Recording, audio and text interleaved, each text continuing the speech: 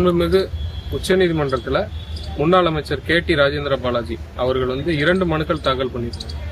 அதுல ஒன்னு அவரோட பாஸ்போர்ட் கீழ்கோர்ட்ல விசாரணை கோர்ட்ல இருக்கு, அதை ரிட்டர்ன் பண்ணணும்.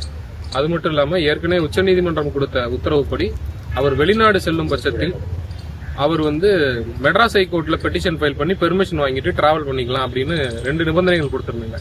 அந்த 2 நிபந்தனைகளையும் தளர்த்தணும் அப்படிங்கிற மனுவை தான் நாங்கள் தாக்கல் பண்ணியிருந்தோம். ஏற்கனவே இது ஒரு முறை விசாரணைக்கு வந்தது.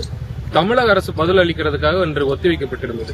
இன்று தமிழக அரசு சார்பில் திரு சித்தார்த் லூர்த்ரா என்ற சீனியர் அட்வொகேட் அப்பியர் ஆனாங்க. நாங்கள் மிஸ்டர் ஏஆர் வேலன் அவர்களை வச்சு நாங்கள் ஆஜரானோம். இல்ல இன்று நடந்த விசாரணையில அரசு தரப்புல கீழமை நீதிமன்றத்துல பெர்மிஷன் வாங்கிட்டு போறதுல எங்களுக்கு அப்செக்ஷன் இல்ல, ஆனா பாஸ்போர்ட்டை ரிட்டர்ன் பண்ணக்கூடாது அப்படிங்கிற வாதத்தை வச்சாங்க. ஆனா நாங்க என்ன சொன்னோம்னா, ஏற்கனவே விசாரணை முடிஞ்சு சார்ஜ் ஷீட் ஃபைல் பண்ணியாச்சு. பிரேமிங் ஆஃப் சார்ஜஸ் ஸ்டேஜ்ல இருக்கும்போது பாஸ்போர்ட்டையோ இல்லைன்னா வெளிநாடு போறதையோ தடுக்கிறதுக்கு விசாரணை அமைப்புக்கு அதிகாரம் இல்லை அப்படிங்கறத நாங்க வாதத்தை முன் வச்சோம்.